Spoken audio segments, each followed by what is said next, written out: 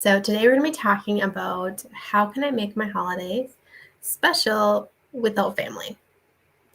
Because oftentimes when we move and we're living far away, sometimes it's really hard to get back for all of the holidays. And holidays season is approaching, so let's talk about it. Okay, but first things first, if you're new here, welcome. Hi, I am Keisha Ellingson, and I help homesick movers develop confidence and connections in new areas. So today I'm doing something really scary. And I'm doing this whole video without any notes or like brainstorming before. Usually I'm like, okay, so this is what I'm going to talk about. And then I get like my bullet points and kind of know what I'm going to do today. I'm not doing any of that because one of my mentors said that you can get into a better flow if you don't have any notes and you just let it come. So this could be awesome or this could be a big failure. We'll see. We'll see which one it is. Okay, so the topic is how can I make my holiday special without family? And sometimes when we move, we are excited about like the big adventure and things, and then all of a sudden the holidays come up and it's kind of like a punch in the gut, like, oof. Like I didn't like, because when we step out into this new thing, like we don't usually think about all the different kind of impacts that moving has. And one of those impacts can be not being able to go visit home for the holidays. Okay. So the first time I was not able to visit for the holidays was when we were living in Ohio. And it was far enough back from our home base where we were flying back and forth. So we could not fly for both Thanksgiving and Christmas. We picked one. So I picked Christmas. But I remember like feeling so heartbroken over not being able to go for Thanksgiving. And as the day was slowly approaching, my attitude was getting worse because I felt like my grief was growing as I knew the day was getting closer for that it wasn't going to be the same.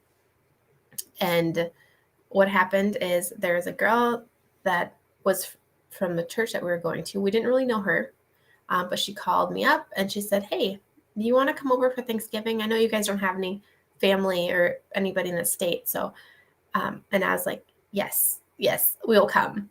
And I was actually like so thankful that I was like, did like this crying thing. Like I like my body just wanted to cry, but then I was trying to hold the conversation. So it made it really awkward, but I was just trying to hold in my cries. And then what happened was that Thanksgiving was hugely different than what I had expected. So like for my family, we do like, I don't know, we have a big family get-togethers, like 14 cousins and board games and loud. It's loud. And now we all have kids. So it's like our family get-togethers used to be really loud and fun. And, there's teasing and jokes and just it's a good atmosphere. Like I love it. And then when we went to that other person's Thanksgiving, I was expecting the same. Like I was expecting, doesn't everybody have like huge families when they get together and like play board games and stay up way too late and eat lots of cake and like tease each other? And but no, that's not the case. And so when I went to this other Thanksgiving, expecting this like loud, huge crowd, what it was 3 other people besides us 3. And it was very quiet, and which was okay. It's just like more of like a culture shock. It's different, right? It's not wrong. It's just different. And then I like wanted to like start conversation after, like we had a little bit of small talk, but after the meal I was like, oh, like maybe I'll like go help her do dishes. And she's like, no, just like you stay out there in the living room. She's like, I'll just finish this up and then I'll be out. I was like, okay.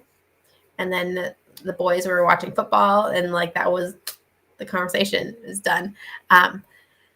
And like I said before, it's not wrong. It's just different from my expectations. But what it showed me is that I am capable, as you are, of creating a Thanksgiving or a holiday that I enjoy, and I'm not dependent on other people, right? Because part of my process of like, I need to be going somewhere for Thanksgiving, was like, I need to step into somebody like this situation that's already happening to create an environment that I love.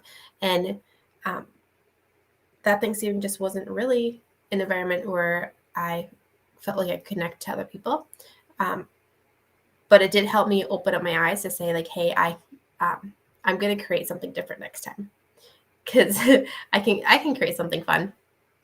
So when you find yourself in a situation where you're away from family, can't go back to family, it can tug on your emotions. It can tug on your feelings of belonging. And like, we want the holidays to be special, right? Okay, so here's some things that you can do. You can create that for yourself. Like, sure, if you have like neighbors and stuff and you want to go hang out with them, or friends. But also know that if you don't have those local connections and you're not traveling back home for the holidays, know that you can create something special for you, for your immediate family, and almost like a new tradition. Not that the old traditions are bad, but something new and cool to explore and enjoy during that season. So we went to it's like an hour up. We went to a new town for part of like after that Thanksgiving, and we went exploring and we went hiking and we ate out at a cool restaurant. And there's like this old mill, like a flour mill. Like they had like displays and kind of like how they used to do it is on the river. And like all like just explaining all the stuff that they used to do for history, which is interesting to Ethan and I. And so we kind of created our own thing and made it special in that way. And I would suggest, if you're kind of worried about the holidays coming up and you're feeling really down, to start taking those proactive steps now and planning out what you can do on the holiday. Like, can you go on a hike somewhere, right? Usually the hiking places are not shut down for Thanksgiving. And sometimes there are other places that are shut down for Thanksgiving. So do your research, look at what's open. Okay, plan to go on a hike, plan to get some really fun food, and do something special that like you enjoy. And know that even though your holiday is going to look different, that you can still place good in there. You don't have to, it doesn't have to be consumed by grief of not being able to be near family. So yeah, and if you find yourself really, really struggling, some of that struggle is rooted in loneliness. So if you go to the Homesick to Happy Movers group, there's a loneliness guide in the guide section. I think it's 2 or 3, the second or third guide. And that will really help you deep dive into what is triggering your loneliness, how to walk through it and get to the other side. So yeah, I wish you guys the best Thanksgiving Day prep, right? So start preparing now for having a good holiday. And even though it's different, it's okay, right?